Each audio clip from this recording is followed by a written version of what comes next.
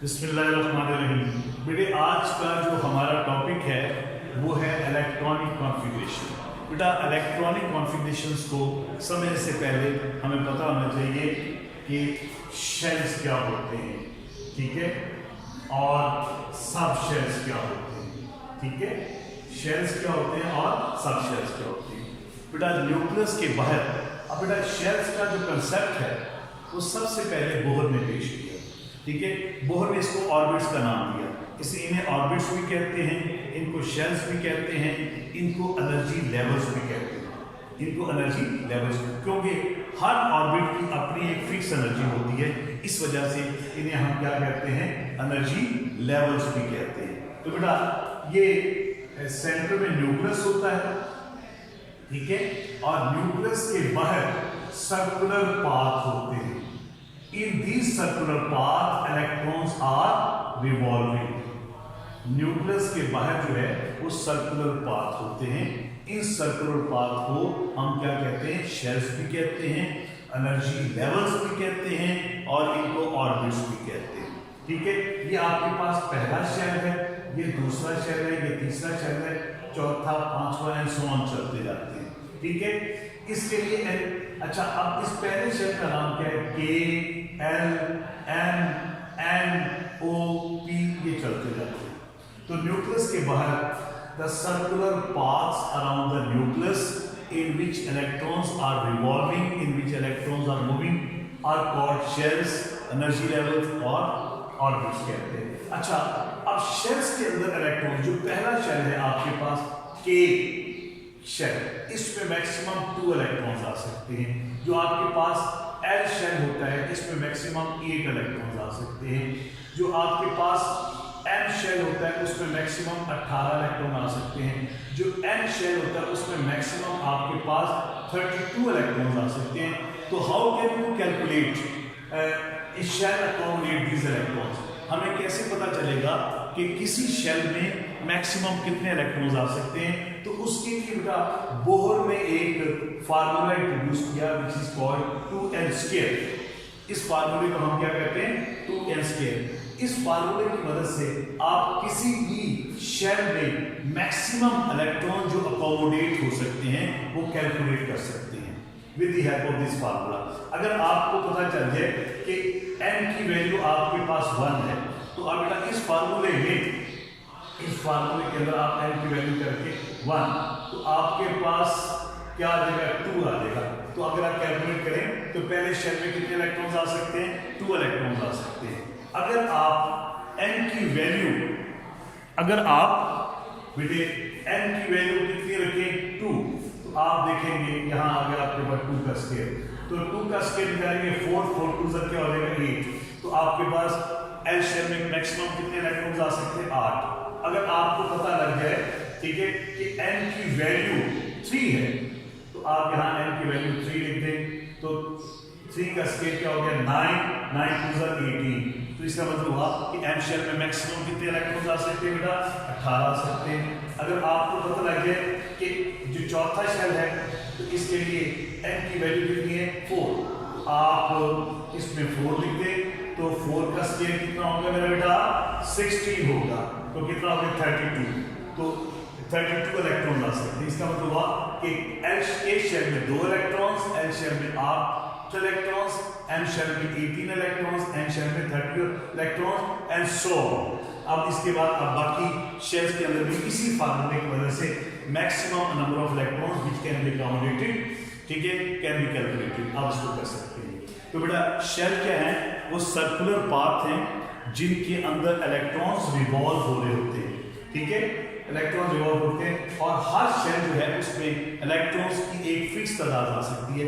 तो एक शेल के अंदर मैक्सिमम कितने इलेक्ट्रॉन्स आ सकते हैं वो हम इस फार्मूले से कैलकुलेट कर सकते हैं। अक्सर बोर्ड के अंदर सवाल आ जाता है कि what is meant by the maximum capacity of a shell, किसी भी शेल की मैक्सिमम कैपेसिटी क्या होती है?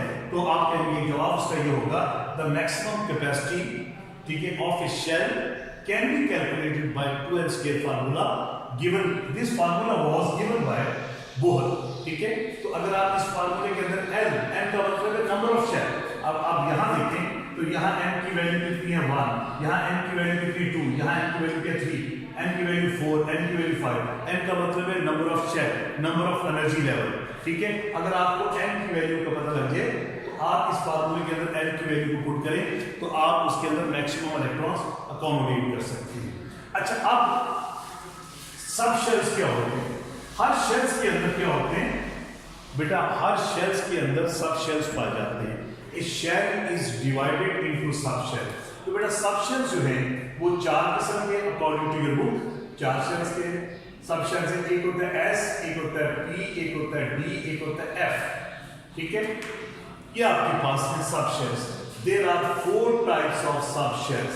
S स्टैंड फॉर स्फेरिकल या sharp, P stand for principal, D stand for diffuse, F stand for fundamental. हकीकत में साइंटिस्ट ने जब एटम्स के स्पेक्ट्रम्स बनाए, उन स्पेक्ट्रम से जो स्पेक्ट्रल लाइंस हासिल की, तो उन स्पेक्ट्रल लाइंस के नाम से इनके नाम रखे गए। ठीक है, ठीक है, ये आपके पास S stand for sharp, P stand for principal, D stand for diffuse, F stand for fundamental. तो बेटा ये 4 किस्म के सब शेल्स हैं। ठीक है, अब आपके पास जो S सब शेल होता है इसमें मैक्सिमम कितने इलेक्ट्रॉन्स आ सकते हैं? 2 इलेक्ट्रॉन्स आ सकते हैं। जो P सब शेल होता है इसमें मैक्सिमम 6 इलेक्ट्रॉन्स आ सकते हैं, और जो D सब शेल होता है इसमें मैक्सिमम 10 इलेक्ट्रॉन्स आ सकते हैं, और जो आपके पास F सब शेल होता है उसमें मैक्सिमम 14 इलेक्ट्रॉन्स आ सकते हैं। मैक्सिमम, इससे ज्यादा नहीं आ सकते। S में 2 से ज्यादा नहीं आ सकते, कम से कम जितने मर्जी हो सकते हैं। P में 6 मैक्सिमम आ सकते हैं, 6 से कम 1 2 3 5 हो सकते हैं। D में 10 से ज्यादा नहीं आ सकते, F में 14 से ज्यादा नहीं आ सकते। तो बेटा किसी भी सब शेल के अंदर कितने इलेक्ट्रॉन्स आ सकते हैं? ठीक है, वो आपके सामने है। S P D F मैंने लिख दिया कि इनमें मैक्सिमम कितने इलेक्ट्रॉन्स आ सकते हैं। अब किसी भी शेल्स के अंदर कितने सब शेल्स हैं वो हम कैसे कैलकुलेट करेंगे, वो आपको n की वैल्यू से पता चलेगा। n की वैल्यू अगर आपको पता हो तो बेटा n की वैल्यू की मदद से आप बता सकते हैं। मिसाल के तौर पर आपके पास K शेल है, ठीक है, अब K शेल के लिए n की वैल्यू कितनी होगी? तो इसका मतलब इसके अंदर एक ही सब शेल है जिसका नाम क्या है, या आप ऊपर लिख लें बेटा आसानी के लिए, इधर लिख लें शेल और इधर लिख लें सब शेल, इधर लिख लें सब शेल। अगर आपके पास n की वैल्यू 1 है तो इसका मतलब K के लिए n की वैल्यू 1 है, इसका मतलब इसमें एक ही सब शेल है। ठीक है, और अगर आप लिखें n की वैल्यू कितनी है 2, तो n सब शेल के लिए n की वैल्यू कितनी है 2, इसमें 2 सब शेल हो सकते हैं, एक S और एक P हो सकता है। अगर n की वैल्यू कितनी हो 3, तो ये किसके लिए होता है K L M, तो इसके अंदर 3 सब शेल होते हैं, S P और D हो सकते हैं। और अगर n की वैल्यू कितनी हो 4, तो आपके पास ये m, इसके अंदर S P D और F सब शेल्स होते हैं। अगर आपको n की वैल्यू पता चल जाए, if you know the value of n, you can calculate number of sub shells, ठीक है, in a shell। अच्छा, अब हमारा जो आज का जो मेन टॉपिक है वो है इलेक्ट्रॉनिक कॉन्फ़िगरेशन। बेटे हमारा जो आज का जो मेन टॉपिक है वो है electronic configuration. Electronic means arrangement of electrons in shells and sub shells. तो इसकी डेफिनेशन क्या है? Distribution of electrons around the nucleus in various shells and sub shells according to their increasing energy is called electronic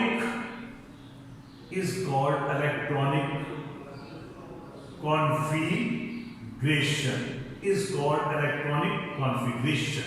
ठीक है बेटा, तो nucleus के बाहर जो शेल्स पाए जाते हैं या सब शेल्स पाए जाते हैं, उन सब शेल्स के अंदर, ठीक है, इलेक्ट्रॉन्स की डिस्ट्रीब्यूशन किस शेल में सबसे पहले इलेक्ट्रॉन्स किस में आएंगे, कौन से शेल्स में आएंगे, कौन से सब शेल्स में आएंगे, इट कैन बी कैलकुलेटेड, ठीक है, with the help of a very simple formula. बेटे एक सिंपल फार्मूले की मदद से जो मैं आपको बताने जा रहा हूं उसकी मदद से आप बता सकते हैं कि उसमें कितने शेल्स आ सकते हैं, एक शेल में और एक सब शेल में कितने इलेक्ट्रॉन्स आ सकते हैं। तो बेटा now I am going to tell you about the distribution of electrons around the nucleus in different shells and subshells। किसी भी शेल में या किसी भी सब शेल में कितने इलेक्ट्रॉन आ सकते हैं, किस तरह आ सकते हैं, तो बेटा मैं आपको बता दूं। अच्छा अब देखिए बेटा, अब सब शेल्स के अंदर इलेक्ट्रॉन्स कैसे हैं, उसके लिए बेसिक प्रिंसिपल है। इस प्रिंसिपल का नाम है अफबाउ प्रिंसिपल। Aufbau principal. अच्छा बेटा, अफबाउ जो है ये जर्मन जुबान का वर्ड है। ये क्या है बेटा? अफबाउ जर्मन जुबान का वर्ड है, इसका मतलब होता है बिल्डिंग अप। ठीक है, इस प्रिंसिपल के मुताबिक इलेक्ट्रॉन सबसे पहले उस सबशेल में आते हैं जिसकी एनर्जी क्या होती है, लो होती है। Electron enter first in that subshell whose energy is low according to Aufbau principle. Electron सबसे पहले उस सबशेल में आते हैं जिसकी एनर्जी क्या होती है, लोअर होती है। ठीक है, तो मैं अब आपको बताने जा रहा हूं कि इसकी डिस्ट्रीब्यूशन कैसे होगी। ठीक है, इसकी डिस्ट्रीब्यूशन बेटा कैसे हो, इसके लिए एक छोटा सा फार्मूला बना रहा हूं, आप जरा बोर्ड पर उसको गौर से लिखिएगा। सबसे पहले आपने क्या लिखना है, 1s 2s 3s 4s 5s 6s 7s। ठीक है, ये लिखकर आपने क्या करना है, ऊपर से भी छोड़ दे, नीचे से भी छोड़ दे। अब यहां क्या देंगे 2p, इसके बाद क्या आएगा 3p 4p 5p 6p, फिर उसके बाद ऊपर से भी कम कर दें 3d। ठीक है, उसके बाद आपके पास क्या होगा 4d 5d, फिर उसके बाद 4f। ये बेटा एक अरेंजमेंट है जो बड़ी आसानी से हमें इलेक्ट्रॉन की डिस्ट्रीब्यूशन करने में मदद करती है शेल्स के अंदर और सब शेल्स के अंदर। बेटा इसको गौर से देखिएगा, सबसे पहले इलेक्ट्रॉन्स अफबाउ प्रिंसिपल के मुताबिक सबसे पहले इलेक्ट्रॉन्स उस सब शेल में आते हैं जिसकी एनर्जी क्या होगी, लो। तो बेटा ये एरो हमें बताएगा इसकी टेल से। सबसे पहले इलेक्ट्रॉन्स किस में आएंगे, 1s में आएंगे। सबसे पहले इलेक्ट्रॉन्स किस में आएंगे, 1s में, क्योंकि इसकी एनर्जी सबसे दूर होती है। जब 1s कंप्लीट हो जाएगा तो उसके बाद इलेक्ट्रॉन्स किस में आएंगे, 2s में आएंगे। जब 2s कंप्लीट हो जाएगा सबशेल, फिर उसके बाद इलेक्ट्रॉन्स किस में आएंगे, 2p में आएंगे, फिर उसके बाद 3s फेल होगा। जब ये कंप्लीट हो जाएगा तो फिर उसके बाद क्या होगा, इलेक्ट्रॉन्स किस में आएंगे, 3p में, फिर 4s में आएंगे। ये चौथे नंबर पे होगा। उसके बाद इलेक्ट्रॉन्स क्या होंगे, ये 3d में आएंगे, फिर 4p में आएंगे, फिर 5s में आएंगे। उसके बाद छठे नंबर पर क्या होगा, इलेक्ट्रॉन्स, ठीक है, पहले किस में आएंगे, 4d में आएंगे, फिर 5p में आएंगे, फिर 5s। जब ये सब शेल्स कंप्लीट हो जाएंगे फिर इलेक्ट्रॉन्स किस में जाएंगे बेटा, ठीक है, 4f में, फिर 5d में, फिर 6p में, फिर 7। ठीक है बेटा, अब ये आपके पास है। तो बेटा इसको समझने का तरीका क्या है कि ये आपके पास एक अरेंजमेंट है, टेल से शुरू करना है और हेड तक जाना है। सबसे पहले 1s में, 1s के बाद 2s में, 2s के बाद 2p में, फिर उसके बाद 4s में, फिर 3p में, फिर उसके बाद 3d में, फिर 4 में, फिर इसमें, फिर इसमें, फिर इसमें, फिर इसमें, फिर इस ऑन चलता जाएगा। अब इसको याद करने का एक बेहतरीन तरीका है जो बनाया है बच्चों ने। इसको देखिए जरा, क्या है, स्कूल स्कूल, दो दफा आपने क्या किया, सबसे पहले इलेक्ट्रॉन्स किस में आएंगे, school school, public school public school, फिर division public school, division public school, federal division public school. तो बेटा इस छोटे से फार्मूले की मदद से आप बड़े से बड़े जो है ना जो है एलिमेंट के अंदर इलेक्ट्रॉन्स की डिस्ट्रीब्यूशन कैलकुलेट कर सकते हैं। You can easily calculate, ठीक है ना, the distribution of electrons in various shells and subshells around the nucleus according to their increasing energy level. तो सबसे पहले क्या है, इलेक्ट्रॉन्स किस में आएंगे बेटा, 1s में, ठीक है, फिर 2s में, फिर 2p में, फिर 3s में, ठीक है, एंड सो ऑन। तो मैं आपको फिर दोबारा रिपीट कर रहा हूँ, यानी क्या है, school school, public school, public school, division public school, division public school, federal division public school. तो बेटा इस तरतीब की मदद से आप इलेक्ट्रॉन को डिस्ट्रीब्यूट कर सकते हैं। मैं आपको एक एग्जांपल दे रहा हूं। मिसाल के तौर पर आपके पास मैं एक एग्जांपल दे रहा हूं। आपके पास सोडियम है। अब सोडियम में कितने इलेक्ट्रॉन्स पाए जाते हैं, 11। अब आपने सोडियम के अंदर इलेक्ट्रॉन्स को डिस्ट्रीब्यूट करना है। तो कैसे करेंगे बेटा इलेक्ट्रॉन्स को डिस्ट्रीब्यूट? देखिए अब टोटल नंबर ऑफ इलेक्ट्रॉन्स कितने हैं? 11, क्योंकि सोडियम का एटॉमिक नंबर, सोडियम का जो बेटे एटॉमिक नंबर है वो है 11। तो बेटा सबसे पहले इलेक्ट्रॉन्स किस में आएंगे? s में। अब आप जानते हैं s कोई भी हो उसमें मैक्सिमम 2 इलेक्ट्रॉन्स आ सकते हैं।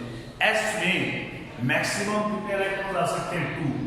जो p सब शेल होता है उसमें 6 से ज्यादा नहीं आ सकते। जो d होता है उसमें 10 से ज्यादा नहीं आ सकते।